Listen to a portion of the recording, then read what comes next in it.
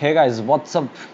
Welcome to the third series of Indian contract act. And जब मैं third series बोल रहा हूँ तो ये आपका थर्ड यूनिट है, that is other essential elements of a contract.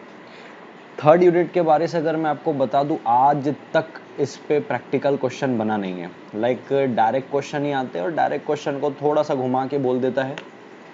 तो आज तक इसमें प्रैक्टिकल क्वेश्चन नहीं आया है, बट मुझे जो लगता है कि कौन कौन से प्रैक्टिकल क्वेश्चन इसमें आ सकते हैं वो सारे क्वेश्चंस मैं आपको कवर करवा के लूँगा। सो फर्स्ट ऑफ ऑल मैं ये बताना चाहता हूँ, नवंबर 19 में इसमें क्वेश्चन आया था, एक्सप्लेन द टर्म कोअर्जन, ये वाला। तो मैंने आपको जैसे कि पहले भी बोला है, जो चीज़ नवंबर 19 यानी कि लास्ट अटेम्प्ट में आ चुकी है, अपने को उसको ध्यान नहीं देना है। क्यों ध्यान नहीं देना है? क्योंकि जो चीज़ ऑलरेडी पूछ चुकी है लास्ट में, वो दोबारा पूछती नहीं है। सो एक्सप्लेन द टर्म जो कोअर्जन वाला है, ये सेकेंड नवंबर 19 में जो डायरेक्ट क्वेश्चन नहीं आने वाला है, इसकी कोई चांसेस नहीं है। बट फिर भी क्योंकि मॉड्यूल में है, डायरेक्ट क्वेश्चन नहीं आया तो माइट भी शायद प्रैक्टिकल क्वेश्चन आ जाए। तो उसके लिए थोड़ा सा मैं आपको इसको समझा के ले लेता हूँ। आपको भी पता है कोअर्जन का मतलब होता है फिजिकल थ्रेट करना। तो इसमें जैसे लिखा है, कमिटिंग और threatening to commit any act forbidden by IPC. किसी का मर्डर करना, किडनैप करना, स्मगलिंग करना या किसी से स्मगलिंग करवाना डरा धमका के। तो अगर आप किसी को ऐसा कोई काम कर रहे हो या ऐसा कर दोगे, डरा रहे हो, कमिटिंग और थ्रेटनिंग, तेरा मर्डर कर देंगे, तेरा किडनैपिंग कर देंगे, तेरे हाथ पैर तोड़ देंगे, सारी चीज़ आईपीसी में फॉरबिडन है। तो या तो आप ऐसा कुछ काम कर रहे हो ताकि सामने वाला आपके साथ कॉन्ट्रैक्ट में एंटर करे, या तो आप उसको थ्रेट कर रहे हो कि हम ऐसा ऐसा कर देंगे। दोनों ही कोअर्जन है, बस इंटेंशन ये होना चाहिए आप उसके साथ कॉन्ट्रैक्ट में एंटर करना चाहते हो। दूसरा, अनलॉफुल डिटेनिंग। डिटेनिंग का मतलब ये होता है अपनी कस्टडी में रख लेना अनलॉफुली। अगर मैं आपको बोलूँ कि मैं आपको जान से मार दूंगा अगर आप अपना घर मेरे को रहने के लिए नहीं देंगे, तो इसको बोलते हैं अनलॉफुल डिटेनिंग। या मैं आपको डरा रहा हूँ, या तो ऐसा अनलॉफुल मैं डिटेन कर ले रहा हूँ, ठीक है, इसको भी बोलते हैं कोअर्जन। तो कभी भी कोअर्जन होता है, अनड्यू इन्फ्लुएंस होता है, फ्रॉड होता है, मिस रिप्रेजेंटेशन होता है या मिस्टेक होता है, तो जिस पार्टी के साथ ये सारी चीज होती है उसके ऑप्शन में वॉइडेबल होता है। वॉइडेबल यानी कि वो बोल सकता है कि भाई मेरी कंसेंट फ्री नहीं थी और मैं इस कॉन्ट्रैक्ट को पूरा नहीं करूंगा, वहीं पर वो कॉन्ट्रैक्ट हो जाएगा वॉइड। यही मतलब होता है वॉइडेबल का। ठीक है जी, चलो, तो ये तो कोअर्जन था। मेन चीज जो अपने को पढ़ के लेनी है, अब अगर मैं आपको बताऊं यूनिट 3 के अंदर आपको बेसिकली पढ़ना क्या रहता है। शुरुआत होती है सेक्शन 11 से। सेक्शन 11 आपको बोलता है कि कौन कॉम्पिटेंट है कॉन्ट्रैक्ट में एंटर करने के लिए। सेक्शन 12-13 कंसेंट की बात करते हैं। उसके बाद यहाँ से जो चीज़ें शुरू हो जाती है, coercion, undue influence, miss representation, fraud, तो ये जो सारी चीज़ें जो टर्म है, कोअर्जन हो गया, अनड्यू इन्फ्लुएंस हो गया, मिस रिप्रेजेंटेशन हो गया, फ्रॉड हो गया, ये किसी भी एक टर्म को उठा उठा के क्वेश्चन पूछ रहे पिछले 3 अटेम्प्ट से 4 अटेम्प्ट से। कभी कोअर्जन के ऊपर पूछा जैसे लास्ट टाइम, उसके पहले अनड्यू इन्फ्लुएंस के ऊपर पूछा था, एक बार फ्रॉड के ऊपर भी पूछ चुका है, एक बार भी क्वेश्चन मिस रिप्रेजेंटेशन में नहीं पूछा है। तो मिस रिप्रेजेंटेशन का भी कंसेप्ट अच्छा खासा है, तो मैंने मिस रिप्रेजेंटेशन को भी यहाँ कवर किया है। और अपन को इस बार इस अटेम्प्ट के लिए कोअर्जन वाली चीज़ों को छोड़ दे, क्योंकि कोअर्जन लास्ट अटेम्प्ट में डायरेक्ट क्वेश्चन पूछ लिया है। तो इस बार undue influence, fraud, mis representation के ऊपर क्वेश्चन बन सकता है। मिस्टेक के ऊपर आज तक क्वेश्चन आया भी नहीं, और मिस्टेक का कंसेप्ट ही आपको बहुत छोटा दिया, जबकि एक्चुअल में मिस्टेक का कंसेप्ट इतना छोटा है नहीं जितना आपके मॉड्यूल पे दिया है। तो आप रीड आउट भी कर लोगे तो भी हो जाएगा, बट एज सच उसमें कोई कंसेप्ट पूछा गया नहीं है। रही बात फ्रॉड की, तो फ्रॉड अभी भी मैं समझाऊंगा, और फ्रॉड मेरे कॉन्ट्रैक्ट ऐप के प्लेलिस्ट में मैंने फ्रॉड का पूरा डेफिनेशन डाला है डिटेल में। अगर किसी को डिटेल में पढ़ना हो तो वहां से समझ सकता है, यहाँ पे तो मैं करवा के ले ही रहा हूँ। तो let us come to the question undue influence में क्या है। सबसे पहले यहाँ पे क्वेश्चन देखो, पूछा हुआ है मई 19 में। अगर आप देखोगे तो देखो, नवंबर 19 में कोअर्जन पूछा, उसके बाद मई 19 में क्या पूछा, अनड्यू इन्फ्लुएंस, और उसके पहले फ्रॉड पूछा हुआ है मई 18 में। तो ये क्या कर रहे हैं, जो 5 अपने वो हैं मेजर टॉपिक है इसके अंदर के, जैसे coercion, undue influence, fraud, mis representation, mistake, जिसकी वजह से फ्री कंसेंट नहीं मिलती है, उनको उठा उठा के डायरेक्ट क्वेश्चन 4 मार्क्स 5 मार्क्स में दे रहे हैं। मिस रिप्रेजेंटेशन में क्वेश्चन नहीं पूछा है इस बार, पूरी संभावना मुझे लग रही कि उस पर डायरेक्ट क्वेश्चन भी आ सकता है, प्रैक्टिकल क्वेश्चन भी आ सकता है। तो मैंने हर के प्रैक्टिकल क्वेश्चन भी डाले हैं, डायरेक्ट क्वेश्चन भी डाले, फास्ट फास्ट सब कुछ करवा के लूंगा, और आपको एक आइडिया लग जाएगा कि इसमें क्या पढ़ना और क्या नहीं पढ़ना है। ठीक है, क्वेश्चन नंबर 2 जो बात कर रहे हैं, discuss the essentials of undue influence as per the Indian contract act. बराबर है, इसेंशियल यानी कि कौन कौन सी वो बातें हैं जो होंगे तो ही माना जाएगा अनड्यू इन्फ्लुएंस होगा, नहीं तो नहीं माना जाता है कि अनड्यू इन्फ्लुएंस होगा। ठीक है, अब अनड्यू इन्फ्लुएंस का सीधा हिंदी मतलब क्या है आपको पता है क्या? मजबूरी का फायदा उठाना। अनड्यू इन्फ्लुएंस करना, किसी की मजबूरी का अगर आप फायदा उठाते हो उसको बोलते हैं अनड्यू इन्फ्लुएंस। तो अनड्यू इन्फ्लुएंस के लिए इसेंशियल बातें क्या क्या हैं? तो सबसे पहली बात उसमें ये बोली गई है कि रिलेशन होना चाहिए पार्टीज के बीच में, और वो रिलेशन ऐसा होना चाहिए जिसमें एक पार्टी डोमिनेंट पोजीशन में है और दूसरा पार्टी वीकर पोजीशन में। Now what do you mean by dominant position and weaker position? जैसे कि मान लो आपका एक एग्रीकल्चरल लैंड है, आपके उस एग्रीकल्चरल लैंड में आग लग गई, आप एक फार्मर हो, एक गांव में रहते छोटे से, और मैं उस गांव का ठाकुर हूँ, मेरे पास पैसा बहुत है, तो बाय डिफॉल्ट हमारा रिश्ता क्या बन गया, हमारा रिलेशन क्या बन गया? मैं हो गया लेंडर, आप हो गए बोरोवर, ये हमारा रिश्ता है। तो रिश्ता एक ऐसा है जिसमें आप जो हो, क्योंकि आप फार्मर हो, आप वीकर पोजीशन में होगे, और मैं लेंडर हूं, मेरे पास पैसे है और आपको पैसे की जरूरत है, आप मजबूरी में हो, आपको मेरे से पैसे चाहिए, तो I am the dominant position और आप हो गए वीकर पोजीशन में, तो हमारा रिलेशन हो गया लेंडर और बोरोवर का। ठीक है जी, तो लेंडर और बोरोवर का रिलेशन हो गया जिसमें मैं डोमिनेंट पोजीशन में हूं, आप वीकर पोजीशन में। दूसरा, अगर मैं इस डोमिनेंट पोजीशन का इस्तेमाल करके, जैसे कि मान लो मैं जो भी आता है गांव में मेरे से पैसा मांगने के लिए, मैं उसको 10% के रेट ऑफ इंटरेस्ट से लोन दे देता हूँ, लेकिन मेरे को क्योंकि पता है कि आपके खेत में आग लग गई है, गांव में और किसी के पास पैसा है ही नहीं, जो पैसा है मेरे पास ही है, मैं ही गांव में पैसे वाला हूँ, मेरे अलावा कोई पैसे देने वाला काम करता ही नहीं है। आप आए और मेरे को पता चल गया भाई ये तो मजबूर है, ये तो मेरे से पैसे लेगा ही लेगा किसी भी कीमत में, मैं आपको 10% में नहीं, मैं आपको 25% में लोन दे रहा हूँ। आप मेरे से पूछ रहे हो कि भाई ऐसा आप क्यों कर रहे हो, सबको तो आप 10% में देते हो, पहले भी मैं लेने आया था तब भी 10% में दिए थे।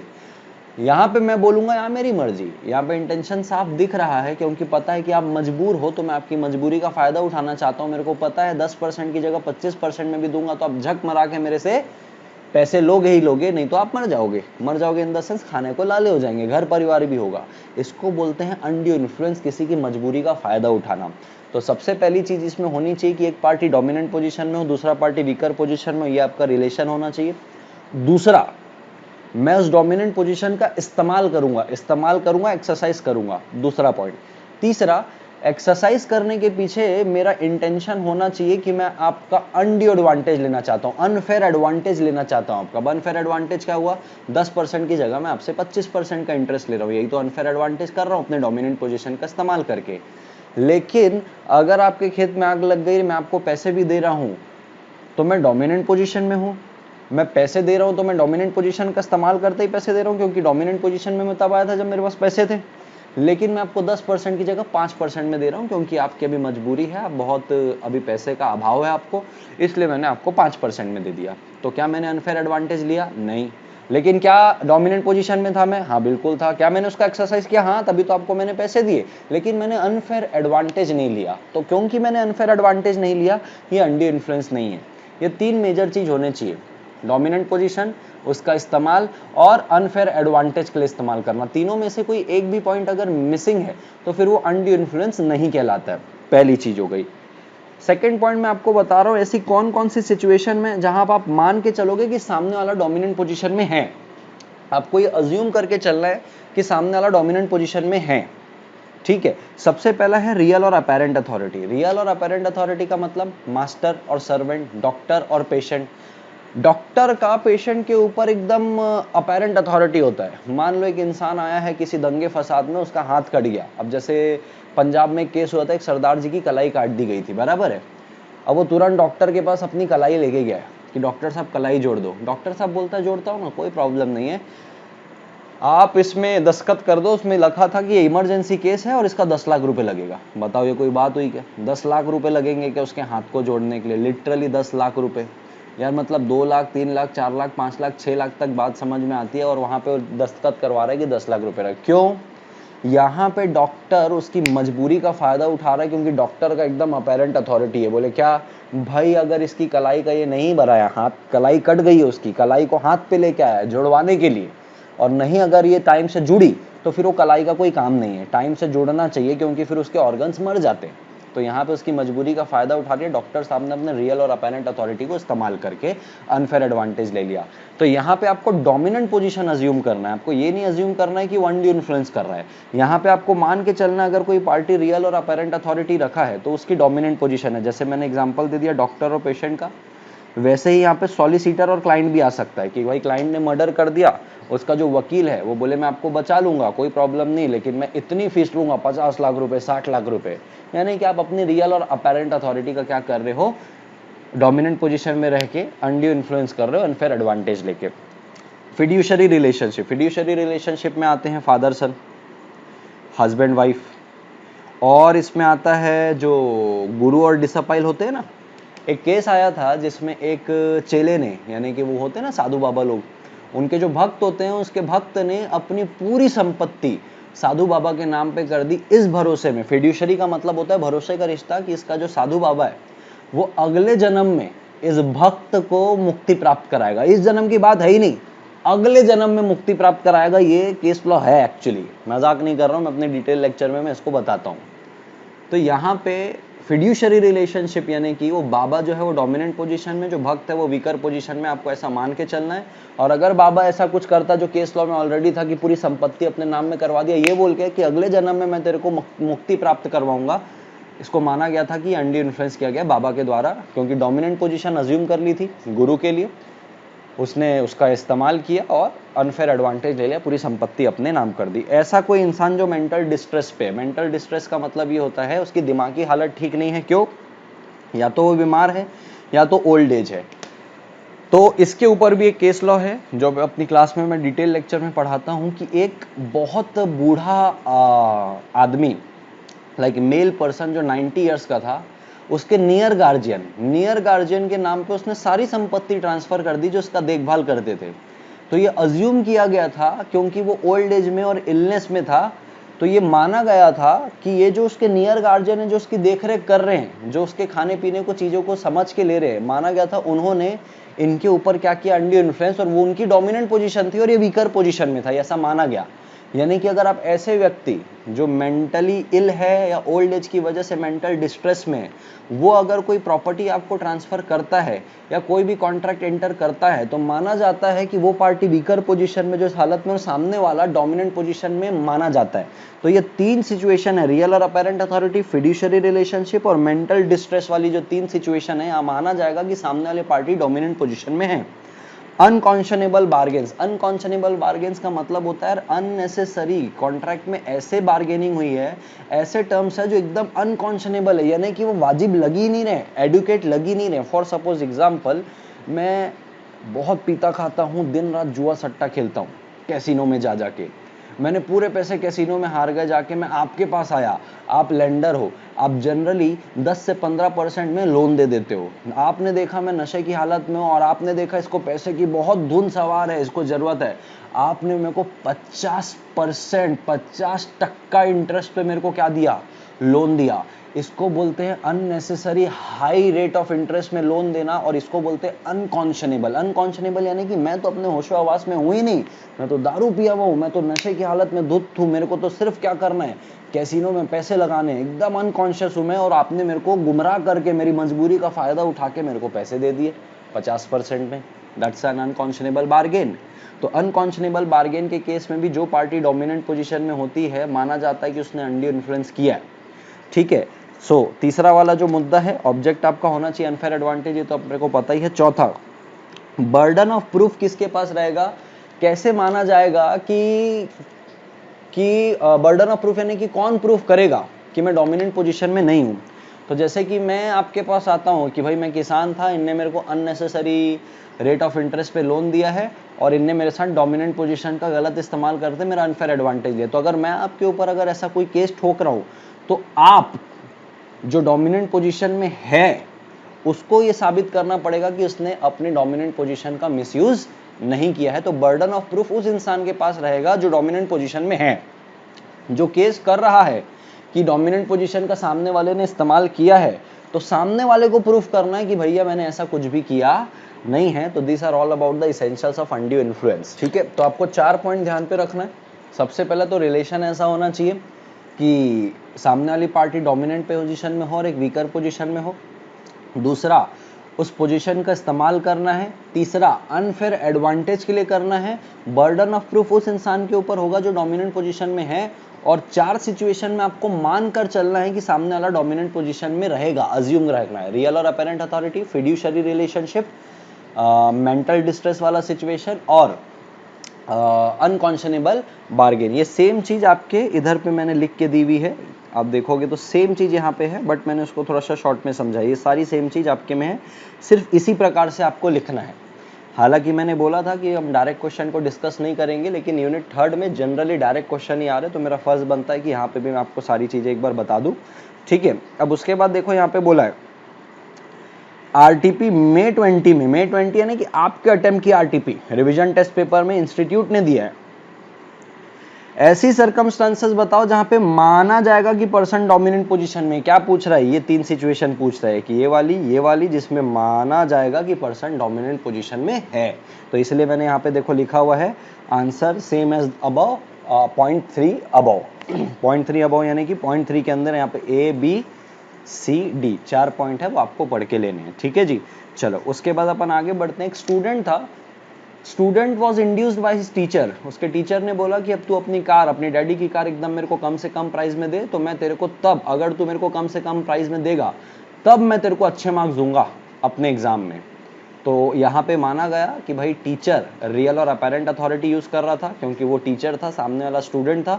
स्टूडेंट को इन्फ्लुएंस किया गया, उसको उसकी मजबूरी का फायदा उठाएगा कि मैं तेरा टीचर हूं, अगर तू मेरे को कार कम दाम में बेचेगा तो मैं तेरे को अच्छे मार्क्स दूंगा। अब यहाँ पे उसके पापा जी केस करना चाह रहे टीचर के ऊपर कि टीचर ने अंडर इन्फ्लुएंस किया। क्या कर सकता है, बिल्कुल कर सकता है। तो देखो यहाँ पे लिखा है the student can sue teacher on the ground of under influence under the provisions of Indian contract act. A contract brought as a result of coercion, under influence, यहाँ तो अंडर इन्फ्लुएंस है फ्रॉड, वो क्या होता है, voidable होता है at the option of the person whose consent was caused. ठीक है, अब क्वेश्चन नंबर 3 जो है फ्रॉड वाला, फ्रॉड May 18 में पूछा है। जैसे कि मैंने आपको बताया था, देखो लाइन से May 18 में सीए फाउंडेशन शुरू हुआ है, May 18 में इन्हें ये पूछा, उसके बाद May 19 में ये पूछा हुआ है, नवंबर 19 में ये पूछा हुआ है। आज तक मिस रिप्रेजेंटेशन को पूछा नहीं है। इस बार भयंकर संभावना है कि मिस रिप्रेजेंटेशन को उठा के डायरेक्टली वो पूछ ले, क्योंकि पिछले 4 अटेम्प्ट से वो मिस रिप्रेजेंटेशन को हाथ नहीं लगा रहे हैं और इन्हीं मेन टर्म्स को उठा के वो दे रहे हैं। आप ध्यान से देखोगे तो आपको ये दिख रहा है, जिसकी वजह से फ्री कंसेंट नहीं होती है उन्हीं के ऊपर क्वेश्चन आ रहा है। तो बेसिकली आपको पढ़ना इनको, ये 3rd यूनिट में मेजर फोकस करके। तो फ्रॉड का मैंने पूरा डिटेल लेक्चर डाला हुआ है अपने यूट्यूब चैनल में, लेकिन फिर भी मैं आपको यहाँ पे भी फ्रॉड समझा के लूंगा कि फ्रॉड क्या होता है, क्योंकि May 18 में आया है, नवंबर 18 में नहीं था, May 19 में नहीं था, नवंबर 19 में नहीं था। हो सकता है कि फ्रॉड वापस से पूछ ले। और फ्रॉड और मिस रिप्रेजेंटेशन में एक ही बारीक डिफरेंस है, वो मैं आपको समझा लूंगा, और मिस रिप्रेजेंटेशन का एक प्रैक्टिकल क्वेश्चन भी करवा के लूंगा। ठीक है जी, चलो डिफाइन फ्रॉड। और पूछा है क्या, बताओ साइलेंस, अगर आप चुप रहोगे तो फ्रॉड कहलाता है क्या। तो सबसे पहले फ्रॉड को अपन समझ लेते हैं। फ्रॉड का मतलब होता है commission of the following acts. इन 5 में से आप कोई भी एक हरकत करोगे तो माना जाएगा कि आपने फ्रॉड किया। सबसे पहला, आप ऐसा कोई फैक्ट सजेस्ट कर रहे हो जो सच नहीं है, बराबर है। आप मुझे एक इंपोर्टेड मोबाइल बेच रहे हो, बराबर है क्या। कोई चाइना का इंपोर्टेड मोबाइल था, बहुत अच्छे फीचर्स थे, आपने ऐसा बताया कि चाइना का इंपोर्टेड मोबाइल और अच्छे फीचर, और ऐसे मेरे को बुद्धू बनाया, जबकि वो लोकल था, वो इंपोर्टेड नहीं था। तो आपने मेरे को झूठ बोला और झूठ बोल के मुझे मोबाइल दिया। ऐसा कोई फैक्ट सजेस्ट किया जो सच नहीं था, जो झूठ था, ये फ्रॉड हो गया। दूसरा, आपने एक्टिव कंसीलमेंट किया। आपकी फर्नीचर की दुकान है, बराबर है क्या, आपका जो फर्नीचर था, जो कुर्सी थी, कुर्सी में जो पीछे टेक लगाते हैं ना, टेक, उसका जो टेका था वो टूट चुका था। आपने उसको समहाउ जॉइंट करके ऐसा उसमें पॉलिश वॉलिश लगा दिया कि उसका जॉइंट करने के बाद क्रैक दिखता है ना, तो क्रैक के ऊपर आपने पेंट पॉलिश ये सब लगा दिया कि क्रैक दिखे ही ना। बताओ, टूटी वाली चेयर आपने मेरे को जोड़ जाड़ के दे दी, आज नहीं तो कल वो टूटेगी। लेकिन आपने उसको इतना एक्टिवली छुपाया, कंसील किया कि अगर मैं ऑर्डिनरी इंस्पेक्शन भी करूंगा ना, चेयर को देखूंगा कि अच्छी चेयर, ऐसे पलटा वल्टा के भी देखूंगा तो मेरे को क्रैक दिखेगा ही नहीं, क्योंकि जो आपने क्रैक वाला पोर्शन था उसको आपने पूरा वेनिश कर दिया। इसको बोलते हैं एक्टिव कंसीलमेंट, और ये भी फ्रॉड होता है। तीसरा, promise made without an intention to fulfil. लड़के ने बोला मैं बहुत प्यार करता हूँ, शादी करना चाहता हूँ, लड़की को बोला और ऐसे करके उसको मना लिया और उसके साथ कुछ और ही किया। यानी कि प्रॉमिस किया शादी करने का, लेकिन इरादा शादी करने का नहीं था, इरादा कुछ और ही करने का था। इसको बोलते हैं प्रॉमिस तो किया, लेकिन उस प्रॉमिस को पूरा करने का इंटेंशन नहीं रखा। बराबर है क्या? तो अगर आप ऐसा वादा कर रहे हो जिसको आप पूरा करने का इरादा नहीं रखते हो तो वो भी फ्रॉड कहलाएगा। फॉर सपोज अगर मैं सीमेंट का सप्लायर हूँ और आप एक कंस्ट्रक्टर हो, मैंने बोला सर टेंशन मत लो, कल आपको शाम तक 500 बोरी मिल जाएगी सीमेंट की बैग। आपने मेरे से मांगा था 500, बोला सर कोई प्रॉब्लम नहीं, कल तक पहुंचा दूंगा, वादा। मेरे को भी पता है कि मैं पहुंचा नहीं पाऊंगा, मेरे पास माल है ही नहीं, बट जस्ट बिकॉज मैं वो कॉन्ट्रैक्ट छोड़ना नहीं चाह रहा था, वो डील छोड़ना नहीं चाह रहा था। 500 बैग में अच्छा फायदा होता है, मेरे को पता था हफ्ते भर बाद मिलेगा, लेकिन मैंने क्या कर ली, डील ब्लॉक कर ली और प्रॉमिस कर दिया आ जाएगा, लेकिन मेरे को पता है कि मैं 7 दिन लटकाने वाला हूँ। आपने ऐसा अगर प्रॉमिस किया जिसको आप पूरा करने का इरादा नहीं रखते हो, ये भी फ्रॉड कहलाएगा। ऐसे कोई भी फालतू की हरकत जिसमें आप सामने वाले को ठगना चाहते हो, डिसीव करना चाहते हो, उसको भी बोला जाता है फ्रॉड। और इन 4 के अलावा कल को एक्ट या और भी कोई एक्ट के अंदर कुछ और भी, जैसे suggestion as a fact, active concealment, promise made without an intention, और इसके अलावा कोई और भी अगर कोई बात बता दी एक्ट के अंदर, तो वो ई वाले पॉइंट के अंदर आ जाएगा। कौन करेगा? या तो पार्टी खुद करेगी, या तो पार्टी के साथ मिलजुल कर कोई करेगा। कॉन्वेंस का मतलब होता है साठ गांठ में मिलजुल के, या तो एजेंट, पार्टी का कोई एजेंट भी करेगा। जैसे कि मान लो कंपनी के एजेंट कौन होते हैं? डायरेक्टर। डायरेक्टर ने प्रोस्पेक्टस में कुछ गलत गलत बातें लिख दी, रोजी पिक्चर दिखा दी, यानी कि कंपनी में इतना प्रॉफिट हो नहीं रहा था जितना प्रॉफिट दिखा दिया गया, और उस प्रोस्पेक्टस को पढ़ के शेयर होल्डर ने क्या कर लिया? अप्लाई कर लिया शेयर्स को।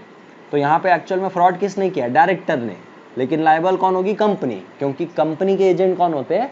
डायरेक्टर्स। ठीक है, आपका इरादा क्या रहेगा? इरादा सिंपल है, आप सामने वाले पार्टी को ठगना चाहते हो, उसको कॉन्ट्रैक्ट में इंटर कराना चाहते हो। तो टोटल फ्रॉड के अंदर कितनी बात आ गई? Suggestion as a fact which is not true, active concealment, promise made without an intention to fulfil. चौथा अपने को बोला any other act fitted to deceive. कौन करेगा? या तो पार्टी खुद करेगी, या तो कॉन्निवेंस विद द पार्टी, यानी कि पार्टी के साथ मिलजुल कर कोई करेगा, या तो एजेंट करेगा। इरादा क्या रहेगा? सामने वाले पार्टी को इंड्यूस करना कि उनके साथ आप कॉन्ट्रैक्ट में इंटर करो, या तो उसके एजेंट को इंड्यूस करना और induce another party to enter into the contract. यही आपका इंटेंशन है। तो देखो फिर वापस से इसके साथ फ्रॉड हुआ, तो इसके ऑप्शन में क्या रहेगा? कॉन्ट्रैक्ट वॉइडेबल रहेगा। ठीक है, अब यहाँ पे अपन समझ के लेते हैं जो मेजर क्वेश्चन, और इसके ऊपर क्वेश्चन बन सकता है, क्या साइलेंस, अगर आप चुप हो तो ये फ्रॉड माना जाएगा क्या? बिल्कुल नहीं। एक्सप्लेनेशन टू सेक्शन 17, सेक्शन 17 में फ्रॉड है, सेक्शन 17 में फ्रॉड है। सेक्शन 16 में अनड्यू इन्फ्लुएंस है, और सेक्शन 15 में कोवर्जन है, तो और 18 में मिस रिप्रेजेंटेशन है। तो जो सेक्शन 17 जो फ्रॉड है, फ्रॉड का जो एक्सप्लेनेशन है, उस एक्सप्लेनेशन में ये लिखा हुआ है कि अगर आप सिर्फ इसलिए चुप हो कि अगर आप सामने वाले को बता दोगे कि जो भी आप गुड्स या सर्विस बेच रहे हो उसमें डिफेक्ट क्या है, तो सामने वाला आपके साथ कॉन्ट्रैक्ट में एंटर करेगा ही नहीं। आप सिर्फ इसलिए चुप हो, तो ये फ्रॉड नहीं है। देखो एग्जाम्पल के तौर पे, ए ना ऑक्शन के थ्रू बी को एक हॉर्स बेच रहा है। ए को पता है वो जो हॉर्स है वो अनसाउंड माइंड का है। बी ऑक्शन में पैसा लगाता है, बोली लगाता है, और बी अपनी बाजी जीत जाता है। ए को पता है घोड़ा अनसाउंड है, लेकिन वो बी को बताया नहीं। क्यों? कि भाई अगर आप बी को बता दोगे कि घोड़ा अनसाउंड है, तो वो इंटर करेगा क्या कॉन्ट्रैक्ट में? बिल्कुल नहीं करेगा। यहाँ पे ध्यान देने वाली बात है, ए ने झूठ नहीं बोला। ए ने ऐसा नहीं बोला, उसको ए को पता था घोड़ा अनसाउंड है, फिर भी उसने अरे सर घोड़ा तो एक नंबर साउंड है, बिल्कुल झूठ नहीं बोल रहा हूँ, एकदम वाजिब बात कर रहा हूँ, ऐसे कोई झूठ नहीं बोला। इंड्यूस नहीं किया। ए क्या किया? बस चुप रहा, कुछ भी नहीं बोला। ना बी ने कुछ पूछा, ना ए ने कुछ बोला। अगर बी पूछता कि घोड़ा साउंड माइंड का है, और अगर ए बोल देता हाँ घोड़ा साउंड माइंड का है, ये हो जाता झूठे फैक्ट, ये फ्रॉड हो जाता। लेकिन बी ने पूछा नहीं, ए ने कुछ बोला नहीं, तो ये फ्रॉड नहीं है। तो क्या does silence amount to fraud? नहीं। तो इस सिचुएशन में बोला अगर आप चुप इसलिए हो कि अगर आप बता दोगे सामने वाले का विलिंगनेस खत्म हो जाएगी, अफेक्ट हो जाएगी, वो कॉन्ट्रैक्ट आपके साथ करेगा ही नहीं, तो ये फ्रॉड नहीं है। लेकिन इसके एक्सेप्शन है, एक्सेप्शन 2 है। पहला एक्सेप्शन, कॉन्ट्रैक्ट की परिस्थिति को देखें, कॉन्ट्रैक्ट के सर्कमस्टेंसेस को देखें, तो आपकी ड्यूटी होनी चाहिए कि आपको बताना चाहिए। अब जैसे देखो मुस्लिम लॉ के अंदर शादी को कॉन्ट्रैक्ट माना जाता है, और मान लो लड़का और लड़की के बीच में कॉन्ट्रैक्ट हो रहा है जिसमें लड़का सर्वगुण संपन्न है, पीता खाता लड़कीबाजी सब करता है, ये बात लड़के वालों की ड्यूटी रहेगी कि आपको लड़की वालों को बतानी है। क्योंकि यार ये 7 जन्मों का रिश्ता होता है, यहाँ पे आप चुप नहीं रह सकते। यहाँ पे बाद में शादी के बाद अगर लड़की को पता चला कि यार लड़के के घर वालों ने तो हमारे साथ फ्रॉड किया है, तो लड़के वाले बोलेंगे भाई हम तो चुप थे, आपने पूछा नहीं, हमने बताया नहीं, अगर आप पूछते तो हम बता देते, आपने पूछा नहीं हम बताया, हम तो चुप थे, silence is not a fraud. नहीं, यहाँ पे आप ऐसे नहीं कर सकते कुछ 5 सिचुएशन बताई गई है जहां पे ये बोला गया है कि अगर आप चुप भी रहोगे तो फ्रॉड माना जाएगा। उस 5 सिचुएशन में आपको चुप नहीं रहना है, आपको इवन बोलना है। यहाँ पे देखो वही लिखा है, having regard to the circumstances it is the duty of the person, जो चुप है कि आप बोलो। तो एक शादी वाला हो गया, एक इंश्योरेंस वाला भी होता है। अभी जैसे कि मान लो कि एक इंसान को कैंसर है और वो लाइफ इंश्योरेंस ले रहा है कि मैं मरूंगा तो मेरे घर वालों को पैसा देना। अरे भाई तो कैंसर है तो ये बात तो बताओ उनको, कैंसर है तो तू तुरंत मरेगा।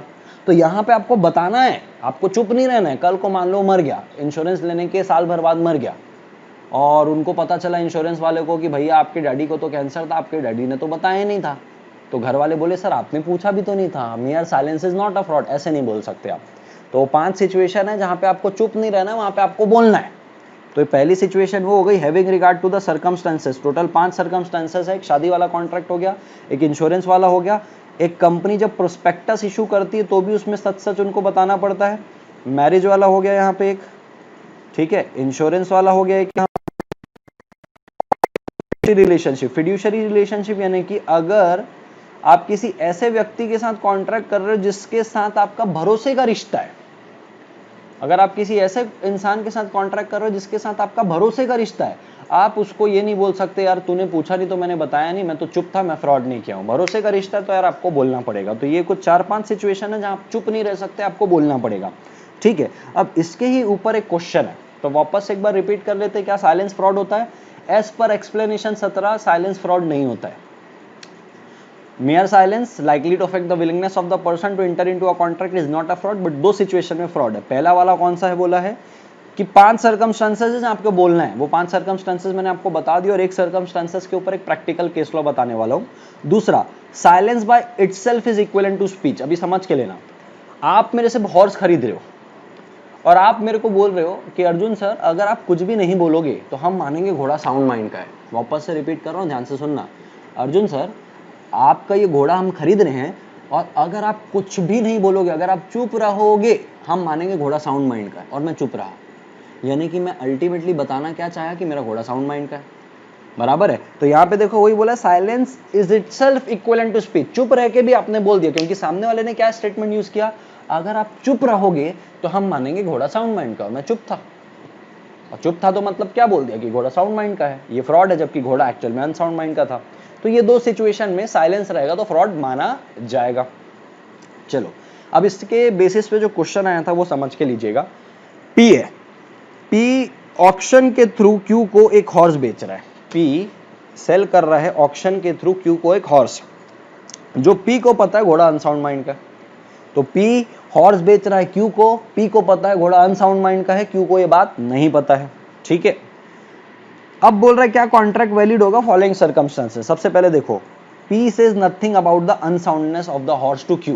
P को पता था अनसाउंड का है लेकिन वो चुप रहा, कुछ बोला नहीं, तो साइलेंट था।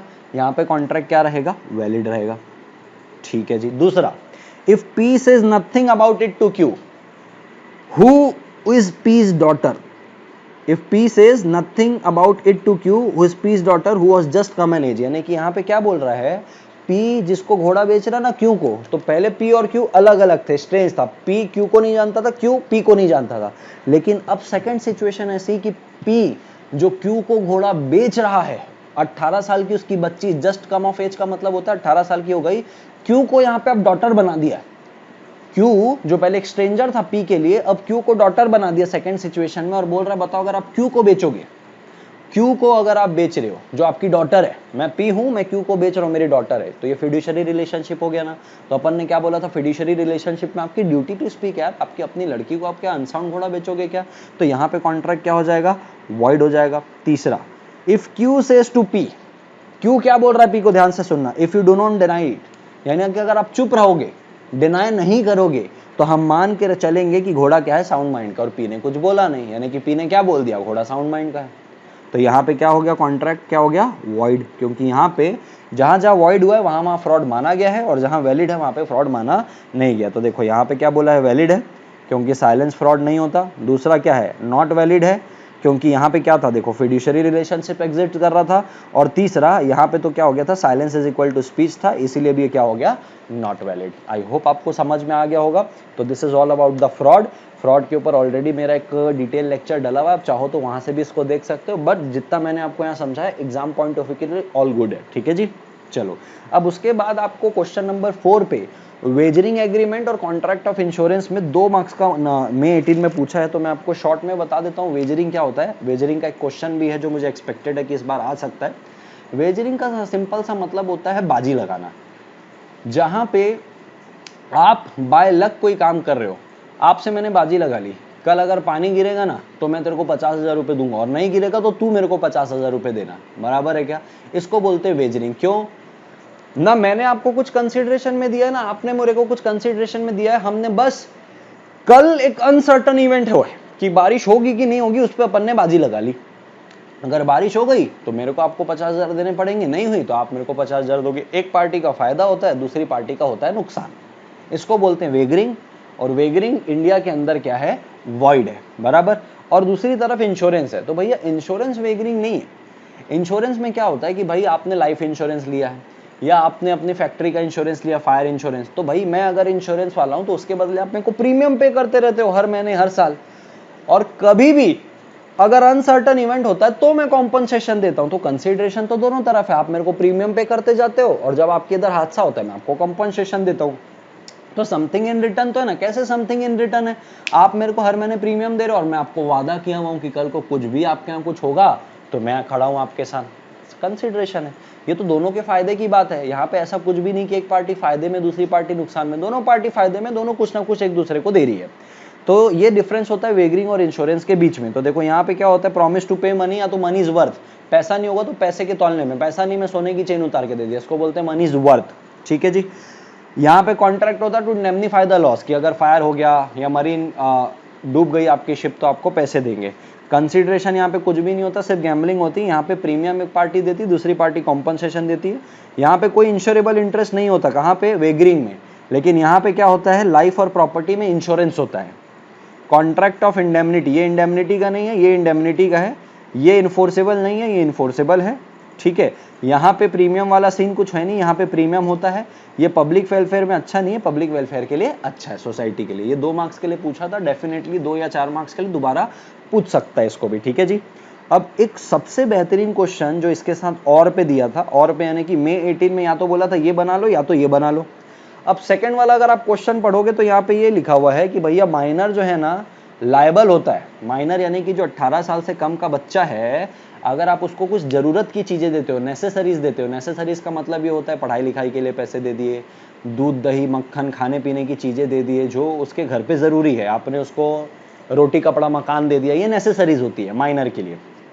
तो माइनर को अगर आप नेसेसरीज देते हो तो इस पे ये लिखा है कि माइनर को अगर आप कुछ ऐसे जरूरत का सामान देते हो तो माइनर लायबल होता है पे करने के लिए। बिल्कुल नहीं, इसके ऊपर क्वेश्चन बेहतरीन बन सकता है, और एक क्वेश्चन मैंने दिया भी और उससे मिलता जुलता है क्वेश्चन बन सकता है, समझ के लीजिएगा। भैया माइनर को अगर आप जरूरत की चीजें देते हो ना तो माइनर खुद से लायबल नहीं होता है, माइनर की प्रॉपर्टी लायबल होती है। हो सकता है कि भाई माइनर ऐसा है कि जिसके पिताजी उसको छोड़ के चले गए बचपन से ही, लेकिन पिताजी की प्रॉपर्टी है, तो पिताजी की जो प्रॉपर्टी छूट के गई अब तो वो माइनर की है, तो उस प्रॉपर्टी को बेचकर आप अपनी नेसेसरीज जो आपने सप्लाई की, आपने उसके स्कूल की फीस दी होगी, आपने उसको साइकिल दिलाई होगी स्कूल जाने के लिए, आपने उसको बुक्स दिलाया होगा, बैग दिलाया होगा, रहने के लिए घर दिलवाया होगा, या कुछ भी जरूरत का सामान दिया, तो माइनर लायबल नहीं होगा पर्सनली, क्योंकि माइनर पर्सनली लायबल हो ही नहीं सकता है, माइनर की प्रॉपर्टी लायबल होगी। आपके दिमाग में दूसरा क्वेश्चन आ रहा होगा, सर कि अगर मान लो माइनर की प्रॉपर्टी नहीं है तब क्या होगा। माइनर की अगर प्रॉपर्टी नहीं है तो जिसने नेसेसरीज प्रोवाइड की अपने पैसा भूल जाए, नहीं मिलने वाला, माइनर पर्सनली लायबल नहीं है। क्वेश्चन यहाँ पे ये पूछा है, बताओ, स्टेटमेंट दिया है कि बोले एग्जामिन विद रीजन कि वो करेक्ट है कि इनकरेक्ट है, minor is liable to pay for the necessaries supplied to him. बोले बताओ ये स्टेटमेंट कि माइनर लायबल होता है क्या उसको जो नेसेसरीज, तो माइनर लायबल नहीं होता, माइनर की प्रॉपर्टी लायबल होती है। आओ इस पे क्वेश्चन देखते, 2 मार्क्स का था ये। तो यहाँ पे देखो साफ बोला, लिखना कैसे ये समझ के लो, minor is liable to pay for the necessary supplied to him, this statement is incorrect. क्यों, माइनर लायबल नहीं होता, उसकी प्रॉपर्टी लायबल होती है। तो बोले ये जो सारी चीजें हैं ना, ये सेक्शन 68 में लिखी हुई है। सेक्शन 68 में यही लिखा है कि माइनर लायबल नहीं होता, माइनर की प्रॉपर्टी लायबल होती है। तो claim for necessary supply to minor is enforceable by law only against minor state. Minor state का मतलब होता है माइनर की प्रॉपर्टी जो उसके पास है, अगर नहीं है तो आप पैसा भूल जाओ, ठीक है। अब सिंपल सी बात है, अगर नहीं होगा किसी के पास पैसा वैसा प्रॉपर्टी नहीं होगी तो कोई इतना भी दयालु आदमी नहीं रहता कि बिना कुछ अपने स्वार्थ के उसको दे दे। तो अगर नहीं होगा तो पैसा डूब जाएगा, और फिर भी दे रहे हो तो ये आपकी चॉइस है, ठीक है। But minor is not liable for any price and never for then more than the value. जितना आपको उसने सप्लाई उससे ज्यादा वो कर भी नहीं सकता। There is no personal liability of the minor but only his property is liable. Minor की जो प्रॉपर्टी है वही लायबल रहेगी, माइनर खुद से लायबल रहने वाला नहीं है। अब इसके ऊपर जो प्रैक्टिकल क्वेश्चन बन सकता है, जो एमटीपी मार्च 18 में भी दिया था, और ये देखो आपके आरटीपी में 2020 में भी दिया, ये यानी कि रिवीजन टेस्ट पेपर आपके अटेम्प्ट के लिए उस पर ये क्वेश्चन डाला गया है। आपको नहीं लगता कि ये आ सकता है? ठीक है, क्योंकि आज तक इसमें प्रैक्टिकल क्वेश्चन नहीं आया। अब देखो ये वाला जो क्वेश्चन था ना, ये वाला, ये था डायरेक्ट क्वेश्चन, थोड़ा सा स्टेटमेंट अलग करके दे दिया, तो डायरेक्ट और प्रैक्टिकल मिक्स था। लेकिन ये आपके आरटीपी में 2020 पे दिया भी है। क्वेश्चन क्या बोलता है ध्यान से सुन के लेना, इसके आने की चांसेस है, क्योंकि आरटीपी में 2020 में दिया है। ईशान नाम का एक बंदा है, 16 साल की उसकी उम्र है, इंजीनियरिंग कॉलेज में पढ़ता है। 1 मार्च 2016 को ईशान ने 2 लाख रुपए का लोन लिया विशाल से, ठीक है। और ये 1 मार्च को लिया विशाल से 2 लाख रुपए का लोन, और वादा किया कि भाई मैं 30 मई को 2017 को पे कर दूंगा, ठीक है। ईशान के पास असेट है 15 लाख रुपए की। जैसे ही 30 तारीख आती है, ड्यू डेट आती है, ईशान फेल हो जाता है, पे नहीं कर पाता। विशाल को रिकवर करना है ईशान से, उसकी असेट से। तो क्या वो कर सकता है? कि आपसे क्वेश्चन आया, डेफिनेटली आप बोलोगे as per section 68 of the Indian contract Act the necessary supplied to the minor can be recovered from the property of the minor. ये देखो यहाँ पे लिखा हुआ है। सबसे पहले ये बोला है सेक्शन 11। सेक्शन 11 में बताया कौन सा बंदा कॉम्पिटेंट है, तो बोले जो मेजर है, जो साउंड माइंड का, और जो डिस्क्वालीफाइड नहीं, कॉम्पिटेंट है। लेकिन अगर आप ऐसे इंसान के साथ कॉन्ट्रैक्ट करते हो जो मेजर है तो वो चलेगा, लेकिन अदरवाइज अगर आप माइनर के साथ करते हो जो माइनर रहेगा तो वो इनकॉम्पिटेंट होता है, और उसके साथ कॉन्ट्रैक्ट क्या होता है? वॉइड। लेकिन अपने को क्या बोला है? सेम एज पॉइंट 234 अबव का मतलब होता है, यहाँ पे अपने को क्या बोला 234 में 68 वाला सेक्शन 68 जो है वो अपने को परमिट करता है कि भैया माइनर लायबल नहीं है, लेकिन माइनर की आप प्रॉपर्टी से पैसा ले सकते हो, और उसकी प्रॉपर्टी से तभी पैसा ले सकते हो जब आपने उसको जरूरत की चीजें दी है, नेसेसरीज, एजुकेशन। यहाँ पे भी तो एजुकेशन था। जो विशाल ने 2 लाख रुपए दिए काहे के लिए था? कॉलेज की फीस के लिए, क्योंकि इंजीनियरिंग कॉलेज में था। तो बोले पहले तो अपन ने ये बता दिया भाई कौन कॉम्पिटेंट और कौन कॉम्पिटेंट नहीं है। दूसरा, सेम एज पॉइंट 234 अबव की उसकी प्रॉपर्टी से ले सकता है। तो thus according to the above provision Vishal will be entitled to recover the amount of loan to Ishan for payment of college fees from the property of the minor. I hope आपको समझ में आ गया होगा। तो एक बार रिपीट कर देता हूं मैं, माइनर पर्सनली लायबल नहीं होता है, माइनर की प्रॉपर्टी लायबल होती है। वो भी कब? जब किसी इंसान ने उसको नेसेसरी प्रोवाइड की है। नेसेसरी ऐसे प्रोवाइड की जाएगी कि भाई उसके बैकग्राउंड को देखते हुए, कि वो उसको आप स्कूल की फीस दे रहे हो, बुक्स के पैसे दे रहे हो, बैग्स दे रहे हो, साइकिल दे रहे हो, जरूरत की चीजें। ऐसा नहीं कि उसको आईफोन दे रहे हो, आईफोन प्रो दे रहे हो, कोई जरूरत की चीजें नहीं है।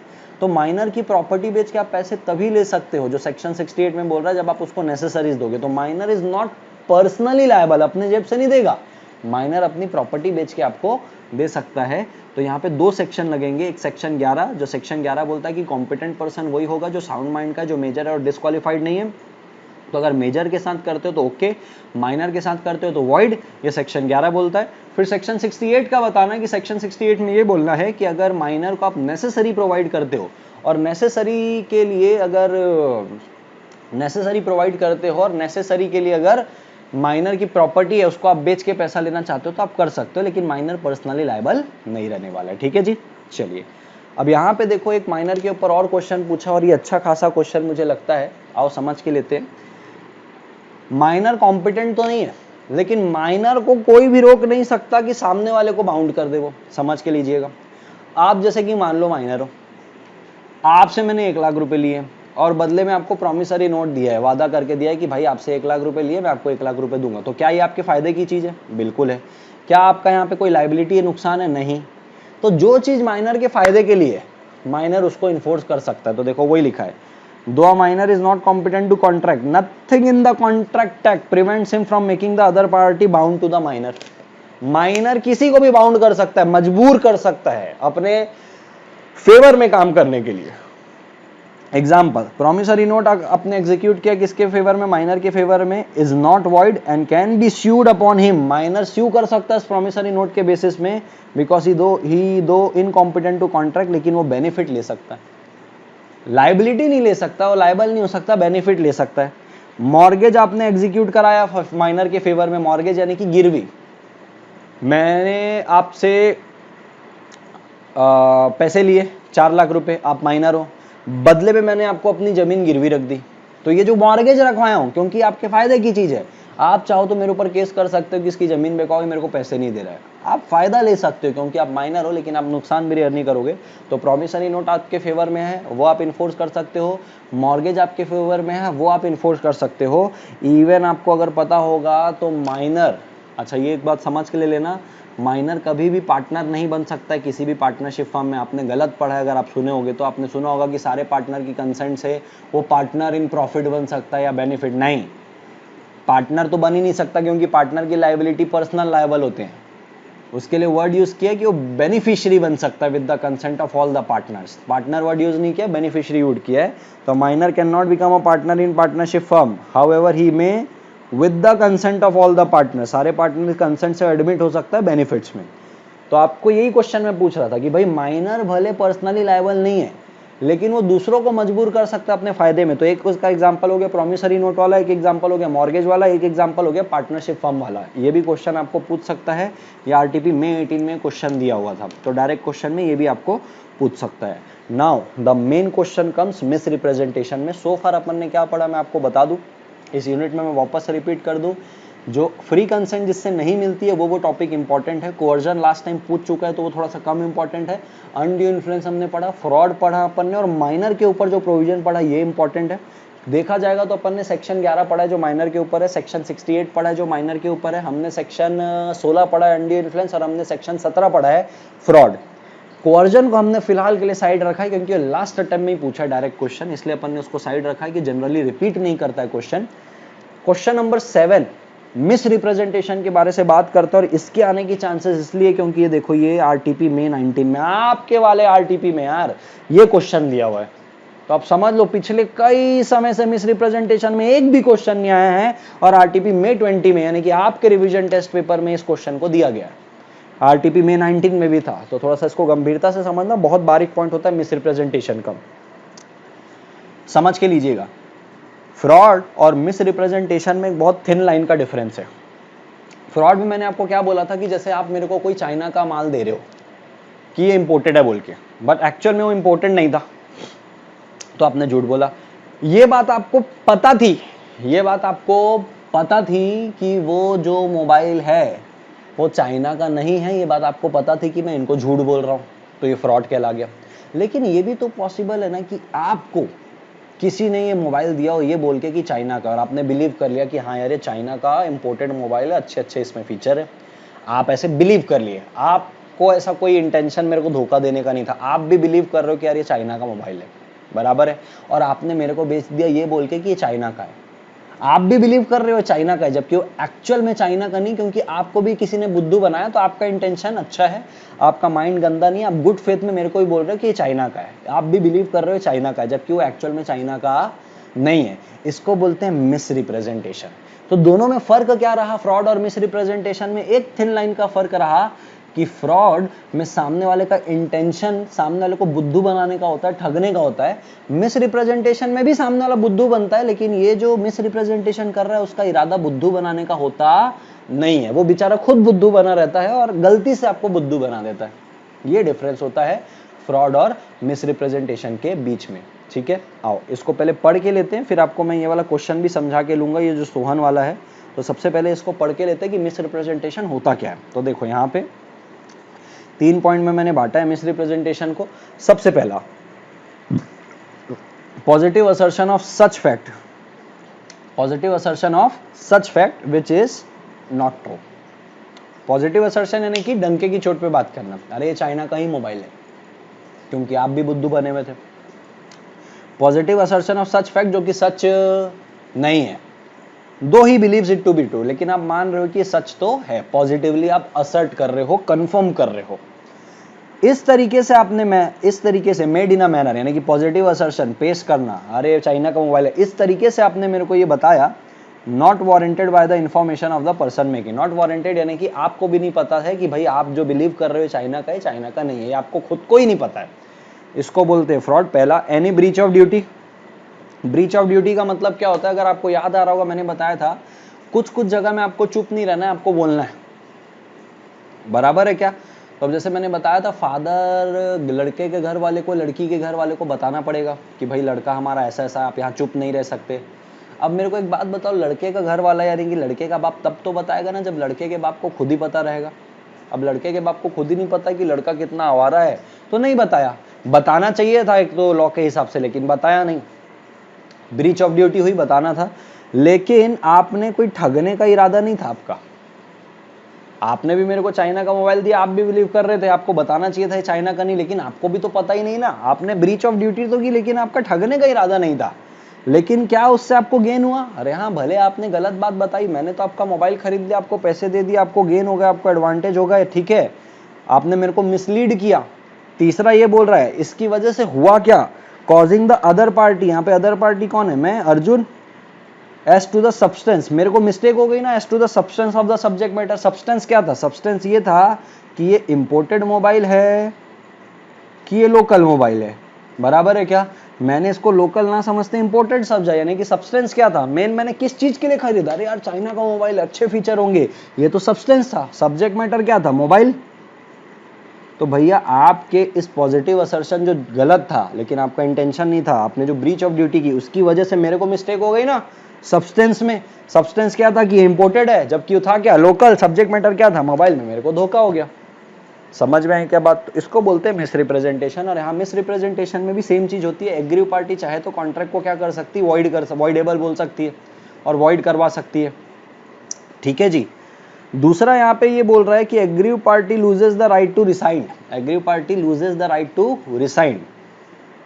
अगर उसको मिस रिप्रेजेंटेशन पता होने के बाद भी वो बेनिफिट ले लेता है या तो अफर्म कर देता है। दो पॉइंट है समझ के लेना, हम इसके इंस्टेंट केस में समझ रहे हैं क्या होगा कि भाई एग्रीव पार्टी सबसे पहले तो क्या कर देगा, रिसाइंड कर सकता है कॉन्ट्रैक्ट को, वॉइडेबल हो गया उसके ऑप्शन में। लेकिन दूसरा ये बोल रहा है कि एग्रीव पार्टी मिस रिप्रेजेंटेशन को पकड़ने के बाद भी अगर उसको अफर्म कर देता, चलो चलो ये तो छोटी सी बात थी, इसके बदले आप मेरे पैसे वापस कर दो या इसको रिपेयर करवा के दे दो, अगर ऐसा कुछ बात होता है जिसके लिए मैं आपको एक केस लॉ भी देने वाला हूं, अगर वो खुद ही कंफर्म कर देता है, खुद ही अफर्म कर देता है उस मिस रिप्रेजेंटेशन को कि चलो कोई बात नहीं, फिर वो रिसाइंड नहीं कर सकता है, ठीक है। अब कैसे नहीं कर सकता ये समझ के लीजिएगा, क्वेश्चन ध्यान से समझना। मिस रिप्रेजेंटेशन का सोहन है, सोहन इंड्यूस करता है सूरज को, इंड्यूस यानी कि बताता है, प्रेरित करता है, अपने झांसे में लेता है कि भाई कि तू मेरी मोटरसाइकिल ले ले, और ये बोलता है कि ये बहुत अच्छी कंडीशन में, सोहन सूरज को बोल रहा है मोटरसाइकिल बहुत अच्छी कंडीशन में। मोटरसाइकिल लेने के बाद सूरज कंप्लेन करता है कि बहुत सारे डिफेक्ट है भाई मोटरसाइकिल में, ठीक है। तो सोहन क्या बोलता है कि बोले एक काम कर, इसको रिपेयर करवा ले, और मैं वादा करता हूँ रिपेयर कराने में जितना भी खर्चा होगा ना उसका 40% रिपेयर कॉस्ट मैं बियर करूंगा, कोई प्रॉब्लम नहीं, तो रिपेयर करा ले अगर डिफेक्ट है तो यहां पे वो एग्री कर जाता है। कौन एग्री कर जाता है, सूरज। कुछ दिन बाद मोटरसाइकिल अब काम ही नहीं कर रही है, खत्म ही हो गई। Now Suraj wants to rescind the contract, advice करो, रीजन दो, क्या सूरज रिसाइन कर सकता है क्या। तो अब भी मैंने आपको एक पॉइंट बोला कि अगर आपने किसी का मिस रिप्रेजेंटेशन पकड़ लिया, पकड़ने के बाद आपने उसमें अफर्म कर दिया, चल कोई बात नहीं, अब जैसे यहाँ पे सूरज ने किया था, क्या बोला कि यार चल खराब तो हो गई लेकिन तू बोल रहा है 40% का खर्चा बेयर करेगा, ओके ये मेरे को चलेगा। इसने क्या किया, कंफर्म कर दिया, अफर्म कर दिया, किसने, सूरज ने। अब थोड़े दिन बाद अब बाइक चलना ही बंद कर दी। अब यहाँ पे सूरज, सोहन की गलती थोड़ी है, तेरे को पहले रिसाइंड करने का मौका था जब गाड़ी में बहुत सारे डिफेक्ट थे, लेकिन तू इस डिफेक्ट को कंफर्म कर दिया कि जब सोहन बोला कि मैं 40% का कॉस्ट बियर कर लूंगा। तो भैया यहाँ पे अब सूरज रिसाइंड नहीं कर सकता। ये क्वेश्चन बन सकता है मिस रिप्रेजेंटेशन में। देखो यहाँ पे आंसर दिया है, देखो in the given case Suraj could not resign the contract as his acceptance, किस चीज में, to the offer of Sohan to bear 40% of the cost of repair. जब पहली बार तेरे को डिफेक्ट पता चला तो सोहन ने बोला 40% में कॉस्ट बियर करूंगा, तू मान गया। अब उसके बाद जो डिफेक्ट आ रहा है अब तू रिसाइन नहीं कर सकता, तू पहली बार कर सकता था, लेकिन तूने पहली बार पे क्या किया, 40% का कॉस्ट जब वो बियर कर रहा था रिपेयर का, तूने अफर्म कर दिया, यानी कि कौन सा काम कर दिया, बेनिफिट ले लिया, अफर्म कर दिया, पक्का कर दिया, कुछ नहीं होता करके, impliedly amount to final acceptance of the same. I hope आपको समझ में आ गया होगा। एंड काफ़ी इंपॉर्टेंट है, काफ़ी घुमावदार है। और मिस रिप्रेजेंटेशन के ऊपर जो क्वेश्चन पूछ सकता है वो एक ये क्वेश्चन है, अब इस क्वेश्चन को ध्यान से समझ के लीजिएगा। यहाँ पे दो बंदे, एक सावंत है और एक छोटू है, ध्यान से समझ के लेना, एक सामंत है और एक छोटू है। सामंत के पास एक मोटर कार है, सामंत के पास एक मोटर कार है। वो अप्रोच करता है छोटू के पास और उसको ऑफर करता है कि भाई मैं तेरे को मोटर कार बेचता हूँ, कितने में, 3 लाख पे। और सामंत ये बताता है छोटू को कि भाई जो मोटर कार है ना, is running at the rate of 30 kilometre पर लीटर, यानी कि जो भी पेट्रोल और डीजल इसमें लगेगा 1 लीटर में ये 30 किलोमीटर चलती है, ऐसा सामंत ने छोटू को बोला है। ठीक है जी, पर लीटर ऑफ पेट्रोल में। बोथ द फ्यूल मीटर भी चल रहा था और speed meter of the car वो भी परफेक्टली काम कर रहे थे, फ्यूल मीटर भी और स्पीड मीटर भी। ध्यान से सुनना मैंने क्या बोला, फ्यूल मीटर भी काम कर रहा है, स्पीड मीटर भी काम कर रहा है। ठीक है, मिस्टर छोटू क्या करते हैं, एग्री कर लेते हैं सामंत के प्रपोजल के, भाई मैं 3 लाख रुपए में खरीद लेता हूं, और 3 लाख रुपए दे देता है। 10 दिन बाद जो मिस्टर छोटू हैं वो वापस आते हैं कार को लेके और बोलते हैं कि भैया जो सामंत तूने क्लेम किया था ना कि 30 किलोमीटर चलती है, जो फ्यूल इफिशिएंसी तूने बताई थी वो करेक्ट नहीं है, और मैं तेरे ऊपर मिस रिप्रेजेंटेशन का केस करना चाहता हूं। आपको कॉन्ट्रैक्ट एक्ट के प्रोविजन को ख्याल पे रखते हुए डिसाइड करना है और आपको बताना है क्या छोटू रिसाइन कर सकता है क्या contract on the above ground. Ground का मतलब रीजन, क्या छोटू इस ग्राउंड पे कैंसिल कर सकता है कि भाई इसने गलत बात बोली है। अब मैं आपको एक पॉइंट और बताना चाहता हूं मिस रिप्रेजेंटेशन में, जैसे कि मैंने आपको बताया था मिस रिप्रेजेंटेशन में कॉन्ट्रैक्ट रिसाइन कर सकते हैं, लेकिन मिस रिप्रेजेंटेशन में आप कॉन्ट्रैक्ट रिसाइन नहीं कर पाओगे इवन दो आपके साथ मिस रिप्रेजेंटेशन हुआ है। अगर जो पार्टी के साथ मिस रिप्रेजेंटेशन हुआ है उसके पास मीन्स अवेलेबल थे, मीन्स तरीके अवेलेबल थे to discover the truth by ordinary diligence. ध्यान से सुनना मैं क्या बोल रहा हूं। मिस रिप्रेजेंटेशन अगर आपके साथ हुआ है, आपको मान लो आप छोटू हो मैं सावंत हूं और मैंने आपको बोला है कि फ्यूल मीटर भी अच्छा चल रहा है, स्पीड मीटर भी अच्छा चल रहा है और 1 लीटर में 30 किलोमीटर चलती है, और आपने ये समझ के ले लिया। लेकिन अभी भी आप कॉन्ट्रैक्ट रिसाइन नहीं कर सकते अगर मैं बोलूं कि ये जो पार्टी है ना जिसने मेरे से गाड़ी ली है, इसके पास मीन्स अवेलेबल थे, मीन्स यानी कि तरीके अवेलेबल थे कि आप ट्रुथ पता लगा सकते हो कि 30 किलोमीटर वाकई में भागती है क्या 1 लीटर में, to discover the truth by ordinary diligence. Ordinary diligence का मतलब साधारण सूझबूझ अगर आप लगाते तो साधारण सूझबूझ लगा के ये बात आपको पता चल जाती कि भाई एक्चुअल पे ये 30 किलोमीटर का है। अगर ये आपके पास तरीके अवेलेबल थे तो आप पता लगा सकते थे, और अगर आपके पास ये तरीके अवेलेबल थे फिर आपके साथ मिस रिप्रेजेंटेशन भी हुआ तो भी माना नहीं जाएगा कि आपके साथ मिस रिप्रेजेंटेशन हुआ है। सर कैसे तरीके अवेलेबल थे? भाई मैंने आपको बोला था फ्यूल मीटर चल रहा है, स्पीड मीटर चल रहा है, फ्यूल मीटर में तो दिखाता है ना, आप फ्यूल मीटर को प्रेस करके देखोगे तो उसमें दिखाता है कि 1 लीटर में कितना चलती है। अरे आपके पास तरीके अवेलेबल थे कि आप सच जान सकते हो क्या, गाड़ी आप ऐसी ले लोगे क्या बिना कुछ सोचे समझे? आपके पास तरीके अवेलेबल थे कि आप ट्रुथ को निकाल सकते थे, सच जान सकते थे, आपके सामने जरिए अवेलेबल थे, लेकिन फिर भी आप नहीं किए।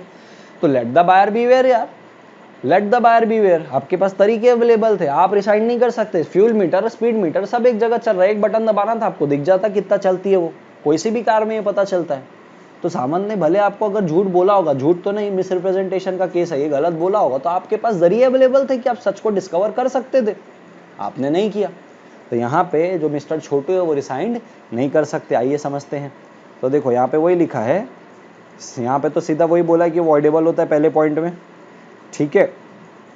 यहाँ पे देखो एक्सेप्शन लिखा है कि if such consent was caused by misrepresentation और by silence fraudulent within the meaning of section 17, contract nevertheless, nevertheless यानी कि वो वॉइड नहीं होगा is not voidable if the party whose consent was so caused. आपकी consent मैंने धोखे से ली थी, आपके पास मीन्स थे of discovering the truth by ordinary diligence. कैसे? In the situation given both the fuel metre and the speed meter of the car were working perfectly. अरे फ्यूल मीटर से पता चल जाता 30 किलोमीटर चल रही है कि नहीं चल रही है। Mister Chhotu had the means of discovering the truth with ordinary diligence, therefore the contract is not voidable, hence mister Chhotu can not resign the contract on the above ground. तो लिखना कैसे आप देख लो। सबसे पहले ये बताना है कि अगर उसके साथ ऐसा कुछ हुआ है तो वॉइडेबल होगा। और ये वाला जो पॉइंट है, इसमें ये वाला पॉइंट में ऐसा होता है कि जब भी किसी पार्टी के साथ मिसरिप्रेजेंटेशन होता है तो सामने वाले पार्टी को बोल सकता है कि भाई जैसे तूने बोला था वैसे कंडीशन में मेरे को गाड़ी लाके दे, यानी कि जैसा तूने बोला था वैसा तू मुझे करके दे। 30 किलोमीटर आपने बोला था चलेगी, अभी नहीं चल रही है, आप एक काम करो इसको बनवा के मेरे को 30 किलोमीटर में लाके दो। ये सेकंड वाला पॉइंट है कि आप इंसिस्ट कर सकते हो कि वैसा ही कर। लेकिन तीसरा पॉइंट एक्सेप्शन है कि जहां आप ना वॉइडेबल कर सकते हो ना तो आप इंसिस्ट कर सकते हो अगर आपके पास मीन्स अवेलेबल थे, ये उसका एक्सेप्शन है। और वही यहाँ पे बोला है कि भाई यहाँ पे आप उसको रिसाइन नहीं कर सकते। तो मिस रिप्रेजेंटेशन के मैंने आपको 2 केस बताए, इनके आने की संभावना भरपूर है। आप पढ़ के जाइएगा इसको, हो सकता है इनके ऊपर कोई क्वेश्चन बन जाए, क्योंकि मिस रिप्रेजेंटेशन के ऊपर अभी तक कोई क्वेश्चन आया नहीं है। चलो अपन आगे बढ़ते हैं क्वेश्चन नंबर 8 में, और क्वेश्चन नंबर 8 के बाद एक 9th वाला क्वेश्चन रहेगा और ये यूनिट खत्म हो जाएगा। ठीक है, क्वेश्चन नंबर 8 ये भी आरटीपी में 18 में आया था। अगर आपको पता होगा आपके यूनिट 3 में एक टॉपिक है agreement in restraint of trade. आप किसी को भी व्यापार करने से नहीं रोक सकते, ये तो आपको पता होगा, ये आपको 3rd यूनिट में ही पढ़ाया जाता है कि आप किसी को भी अगर व्यापार करने से रोकते हो उसको बोलते हैं agreement expressly declared void. For suppose मेरी एक कोचिंग क्लास है, आप सामने कोचिंग क्लास खोलने के लिए आ रहे हो, मैं आपको 10 लाख रुपए देता हूँ और बोलता हूँ चल यहाँ से निकल जाओ, यहाँ पे कोचिंग क्लास खोलने की कोई जरूरत तुझे नहीं है। आप 10 लाख रुपए ले लेते हो और उसके बाद भी कोचिंग क्लास खोल लेते हो, मैं आपका कुछ भी नहीं बिगाड़ सकता, क्योंकि आपका और मेरा जो कॉन्ट्रैक्ट है वो वॉइड है। आप किसी को भी व्यापार करने से रोक नहीं सकते। संविधान सबको हक देता है कि कोई भी इंसान कहीं पे भी जाके व्यापार कर सकता है। ये बात समझ में आई क्या? लेकिन ये जो एक्सप्रेसली डिक्लेयर्ड वॉइड वाली चीज है कि आप किसी को भी अगर व्यापार करने से रोकोगे तो उसको वॉइड माना जाएगा एक्सप्रेसली, उसके कुछ एक्सेप्शन है। अब एक्सेप्शन के ऊपर ये क्वेश्चन है। क्वेश्चन ऐसा है कि एक चार्टर्ड अकाउंटेंट था, समझ लो चार्टर्ड अकाउंटेंट मैं हूं, मैं जोधपुर में काम करता हूं और आप मेरे यहाँ एज अ ट्रेनिंग काम करने आ रहे हो, जो आप इंटरमीडिएट के बाद एज अ ट्रेनिंग में आते हो, और मैंने आपको बोल दिया कि तू 3 साल यहाँ काम करेगा ना, 3 साल यहाँ पे काम करेगा, उसके बाद तू कहीं और काम नहीं करेगा 2 साल तक। क्यों? 3 साल मेरे यहाँ काम कर लिए, तो जब 3 साल तुम मेरे यहाँ काम कर रहे हो ना तो खुद का तुम काम शुरू नहीं कर सकते। क्यों नहीं कर सकते?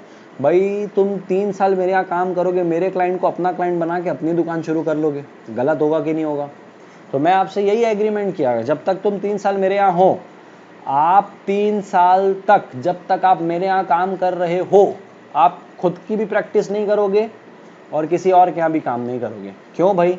मेरे यहाँ के सीक्रेट आप वहां जाके बता दोगे, मेरे क्लाइंट को तुम अपना बना लोगे। तो ये agreement in restraint of trade नहीं है। अब इसके ऊपर क्वेश्चन क्या समझ के लीजिएगा, ये एक्सेप्शन के अंदर आता है कि यहाँ पे आप रोक सकते हो, क्योंकि यहाँ पे एम्प्लॉयर का नुकसान हो जाएगा।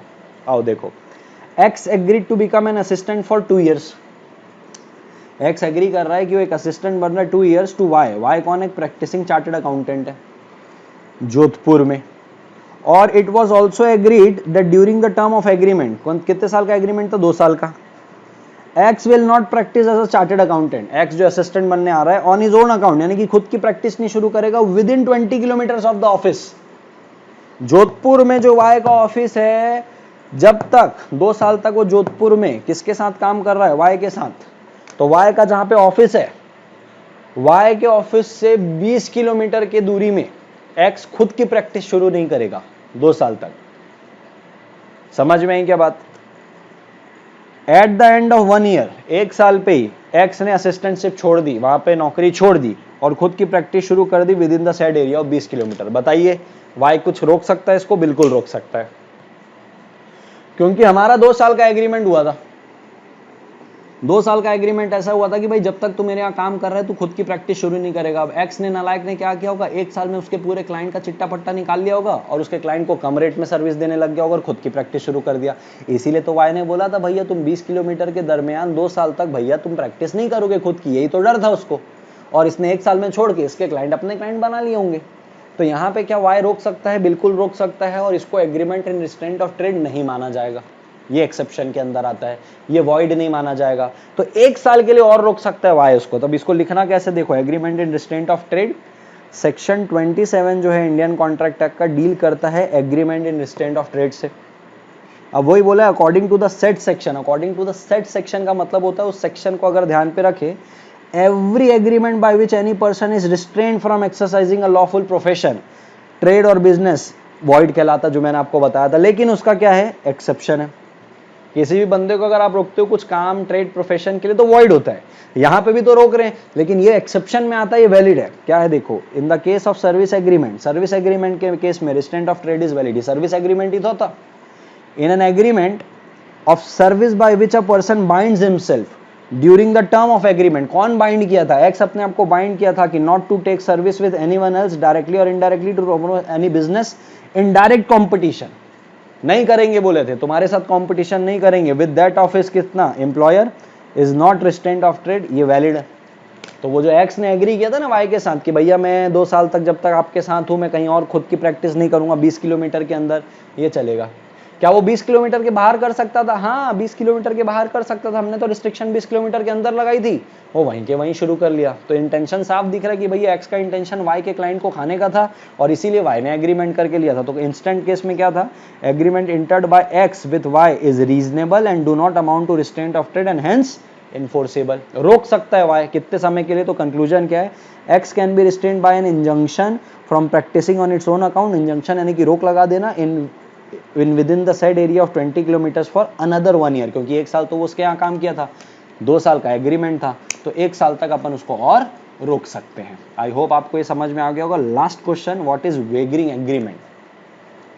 वेगरिंग एग्रीमेंट में आपको ऑलरेडी समझा दिया कि जुआ सट्टा खेलते हैं और ये वॉइड होता है, एक पार्टी जीतती है और एक पार्टी हारती है, और ये नीचे एग्जाम्पल दिया हुआ है। ठीक है, मजे की बात आपको मेरे को समझाने वाली ये है, और ये आ क्यों सकता है? क्योंकि आरटीपी में 2020 में दिया था। तो ये 3rd यूनिट में इतने जो मैंने आपको इंपॉर्टेंट टॉपिक बताया, एक्सेप्ट कोअर्जन जो लास्ट टाइम पूछ चुका है, उसको छोड़ के आप इन टॉपिक को तो ध्यान से पढ़ के ही जाइएगा, माइनर वाला और ये सारी चीजें जैसे मैंने यहाँ पे लिखी वैसे ही पढ़ के जाना है, ना इससे ज्यादा ना इससे कम।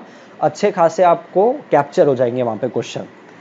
अब यहाँ पे बोला ट्रांजेक्शन, ऐसे ट्रांजेक्शन जो रिजेंबल होंगे वेगरिंग ट्रांजेक्शन, यानी कि लग तो रहा है कि ये वेगरिंग है, लेकिन ये वेगरिंग नहीं है और ये वॉइड भी नहीं है। जैसे कि मैंने आपको बताया था कि जुआ सट्टा लगाओ पानी गिरेगा कि नहीं, मैच में अगर पैसा लगा रहे हो, वेगरिंग है और वो वॉइड भी है। लेकिन ऐसे कुछ ट्रांजेक्शन भी है जो लगते वेगरिंग है लेकिन है नहीं, और नहीं है तो फिर वो वॉइड भी नहीं है। तो कौन कौन से? सबसे पहला है चिट फंड, इसको बोलते बीसी। आपने सुना होगा, आपके पापा बीसी खेलते ना, सब लोग, एक आपकी मम्मी किटी पार्टी भी करती होगी, तो सब लोग जाते हैं और वहां पे पैसे लगाते हैं। कौन से पैसे लगाते हैं? हर मंथली रहता है कि जैसे 10 मेंबर है, 10 मेंबर हर महीने 1-1 लाख रुपए ला के देंगे, बराबर है क्या? मतलब एक महीने में सब लोग कंट्रीब्यूट करते हैं 1-1 लाख रुपए, आ गए 10 लाख रुपए। फिर एक बाउल रहता है, उस बाउल में सबका नाम लिखा जाता है, और जिसका भी लकी ड्रॉ निकलता है उसको पैसे दे दिए जाते हैं, या तो बिना इंटरेस्ट के या तो एकदम नॉमिनल रेट ऑफ इंटरेस्ट में पैसे दे दिए जाते हैं। इसको बोलते हैं चिट फंड। तो ये आपको लग रहा होगा सर ये भी तो बाजी है, ये भी तो वेगर है। नहीं, यहाँ पे बेटा ऐसा नहीं कि जिसकी बाजी निकली पैसा ले गया और उसको देना नहीं पड़ेगा। सबने 1-1 लाख रुपए लगाए थे, 10 लाख रुपए इकट्ठे हुए थे, तो 10 लाख रुपए इकट्ठे हुए और लकी ड्रॉ में जिसका नाम निकला वो पैसे लेके चले गया। लेकिन ऐसा नहीं कि 10 लाख रुपए रिटर्न नहीं करेगा, रिटर्न करता है, और रिटर्न करता है इस वजह से ही ये वेगरिंग नहीं है। क्योंकि भाई वेगर में तो क्या होता है, जो जीता जीता खत्म, सामने वाले का नुकसान हो जाता है। यहाँ पे नुकसान किसी का नहीं होता। वेगरिंग में ऐसा होता है एक पार्टी का नुकसान होता है, एक पार्टी का फायदा। चिट फंड में किसी का नुकसान नहीं होता, बस ये है कि एक कमेटी बनाई जाती है जिसको पैसे की जरूरत रहती है, या तो म्यूचुअल अंडरस्टैंडिंग से वो पैसे ले लेते हैं, या तो एक फिक्स का अमाउंट डाला और चिट्ठी डाली जाती है, चिट्ठी के थ्रू जो इसका लकी ड्रॉ निकलता है वो पैसे ले जाता है और फिर वो पैसे वापस भी करता है। तो this is all about chit fund. लग रहा है वेगरिंग लेकिन है नहीं, ठीक है। तो देखो वही लिखा है, certain number of person decide to contribute a fixed sum for a specific period, and at the end of month the amount so contributed is paid to the lucky winner of the lucky draw. Commercial transaction so और share market transaction, अब इसको समझ के लेना। मेरे पास Tata company का shares है, एक शेयर की कीमत है 1500 रुपये की। आप में से टाटा कंपनी के शेयर लेने आ रहे हो और मेरे को बोल रहे हो कि यार आप मेरे को भेज दो इसको 1000 रुपये में, क्योंकि अगले महीने में इस शेयर्स के दाम हो जाएंगे 500 रुपये के। अभी 1500 है, आप मेरे को बोल रहे हो अगले महीने हो जाएंगे 500 रुपये। और आप आज मेरे से डिमांड कर रहे हो कि 1000 में दे दे, एकदम बीच का अमाउंट आप मांग रहे हो। मैं बोला भाई ऐसे तो नहीं, अगले महीने तो मेरे को लग रहा है कि 1700 रुपये का हो जाएगा, 200 रुपये और बढ़ जाएंगे, मेरा ऐसा मानना है। तो हमने एक एग्रीमेंट किया कि बोले चलो एक काम करते हैं, आज से 1 महीने बाद, आज मैं रिकॉर्डिंग कर रहा हूँ, आज 2 तारीख है, ठीक है, आज से 1 महीने बाद अगर मैं बोलूँ तो 2 जून, बराबर है क्या, 2 जून को अपन प्राइस देखते कितना है, ठीक है। तो मैंने डिसाइड किया कि मैंने भाई देख 2 जून को ना मैं तेरे को 1600 रुपये में दे दूंगा तुझे, जो तू बोल रहा था ना कि 1000 रुपये में हो जाएगा, 500 रुपये हो जाएगा, मैं तो 1000 रुपये में ले रहा हूँ। 2 जून में अपन 2 जून की प्राइस डेट फिक्स कर लेते हैं। मेरे को लग रहा है कि 2 जून तक 1700 हो जाएगा, तेरे को लग रहा है 1 महीने बाद कितना हो जाएगा, 500 हो जाएगा, फिर भी तू 1000 रुपये देने को रेडी है। एक काम करते हैं, अपन बीच का रास्ता निकालते हैं, एकदम बीच का, 1500 भी नहीं करते हैं, अपन 1300 रुपये प्राइस फिक्स करते हैं। तो 2 जून को अगर प्राइस 1700 भी होगा ना तो भी मैं तेरे को 1300 रुपये में दूंगा, और 2 जून को अगर प्राइस 500 भी हो गया तो भी तेरे को 1300 रुपये में ही लेना पड़ेगा। ऐसे अपन ने किया। तो यहाँ पे अगर देखोगे तो कुछ बेगर है क्या, बस ये कि यहाँ पे कुछ नुकसान हो सकता है कि इस पार्टी का, लेकिन फिर भी एक पार्टी को शेयर मिलेगा, उसके बदले दूसरे पार्टी को पैसा मिलेगा। यहाँ पे नुकसान है सच किसी को कुछ भी नहीं। छुट्टा नुकसान जो होता है ना कि भाई बारिश होगी तो मेरे को 50,000 देगा, बताओ बारिश हुई 50,000 रुपये मिल गए, सामने वाले को पूरा नुकसान और मेरे को पूरा फायदा। लेकिन यहाँ पे क्या हो रहा है, पूरा नुकसान पूरा फायदा नहीं है। भले थोड़ा सा पैसा ज्यादा देना पड़ रहा है शेयर्स के लिए, थोड़ा सा पैसा कम मिल रहा है शेयर्स के लिए, लेकिन बदले में किसी को शेयर मिल रहा है, एक को पैसे मिल रहे हैं। इसको बोलते हैं commercial transaction, in which delivery of goods और shares is intended to be give and taken, do not amount to wager. Game of skill and athletic competition वो होता है ना, ड्राइंग, पेंटिंग, स्प्रिंट रेसिंग वाले कंपटीशन, अगर उस competition की value 1000 को एक्सीड नहीं करती है, यानी कि कंपटीशन जो भी जीतेगा उसको 1000 रुपये तक का इनाम, तो 1000 रुपये अगर तक का इनाम है तब ये वेगर नहीं है। अगर 2000 का इनाम है तो इसको वेगर माना जाएगा और ये वॉइड कहलाएगा, ठीक है। कॉन्ट्रैक्ट ऑफ इंश्योरेंस, पहले आपको बताया था कॉन्ट्रैक्ट ऑफ इंश्योरेंस क्या होता है, वॉइड नहीं होता। क्यों? क्योंकि भाई आप प्रीमियम पे करते हैं। तो ये भी, तो ये 4 ट्रांजेक्शन है जो लगते हैं वेगर के जैसे, बट वेगर है नहीं और ये वॉइड भी नहीं है।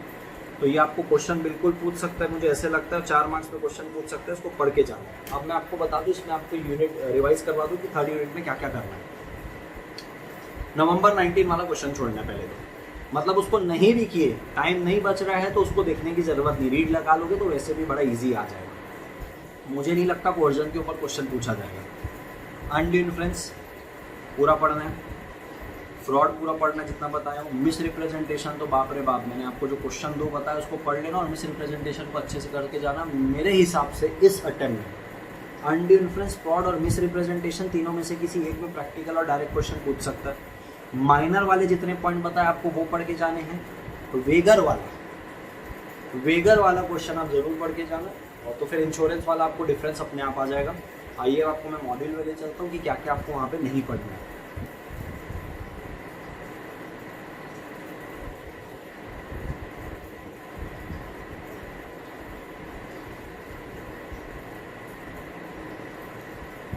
जस्ट अ मिनट भैया, पहला पेज तो अपने को पता ही है, कोई काम का नहीं होता है, बस दे जाता है। अब इसमें भी देखो कैपेसिटी टू कॉन्ट्रैक्ट को पढ़ने की जरूरत नहीं है। ये माइनर का कुछ भी नहीं पढ़ना है, माइनर का जितना मेरे में प्रोविजन दिया हुआ है ना, जितना मैंने आपको बताया नेसेसरी पॉइंट वाला, देखो यहाँ पे नेसेसरी का पॉइंट दिया हुआ है, बस इसको देख के चले जाना।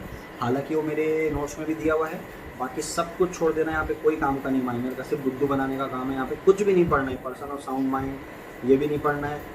फ्री कंसेंट में आपको कोवर्जन छोड़ देना, समझ के ले लेना।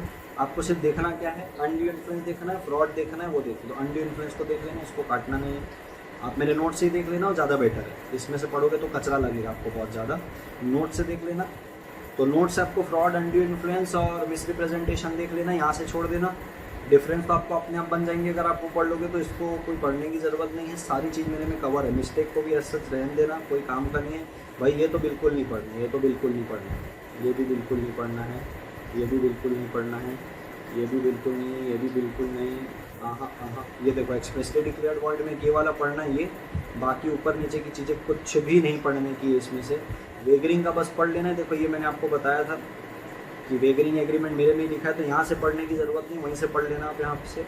और ये वाला पॉइंट जो मेरे नोट्स में भी दिया था तो ये पढ़ना, बाकी सब काट देना है। ये वाला पॉइंट बस पढ़ के लेने का। और कॉन्ट्रैक्ट ऑफ इंश्योरेंस, वेजरिंग, ये भी मेरे नोट्स में, बाकी सब छोड़ देने का। पीछे वाले क्वेश्चन देख लेते क्या क्या है इसके अंदर। तो देखो ये वाला तो पॉइंट कवर हो गया अपने नोट्स में, ये माइनर वाला, ये वाला भी पॉइंट अपने में कवर हो गया। An agreement the meaning of which is not certain, इसको एक बार रीड कर देना। डिस्क्वालीफाइड पर्सन तो आपको पता ही है कि कौन कौन डिस्क्वालीफाइड है, इसमें कुछ पढ़ने की बात है क्या कि कौन कौन डिस्क्वालीफाइड है? देखो ना, मेजर जो होगा, सॉरी जो माइनर होगा, जो इंसॉल्वेंट होगा, जो इनकॉम्पिटेंट होगा वो होगा, तो रीड मारने वाली बात है। एज सच लगभग चीज़ें मैंने आपकी छुड़वाई है यूनिट 3 में। पढ़ाया क्या? Coercion, under influence, fraud, misrepresentation, उसके प्रैक्टिकल क्वेश्चन, माइनर से related practical question, agreement in distant of trade और वेगरिंग वाली बात पढ़ाई है। आपको वही 4-5 पॉइंट पढ़ के जाने, स्मार्ट स्टडी करके जाना, बाकी चीज़ों को आप छोड़ सकते हो, इतने में आपकी चीज़ें कैप्चर हो जाएगी। इस सीरीज़ को यहाँ पे कंक्लूड करते हैं। चौथी सीरीज़ में जब मैं आऊँगा इंडियन कॉन्ट्रैक्ट एक्ट की, तो 4th यूनिट में हम ऐसे ही डिस्कस करेंगे।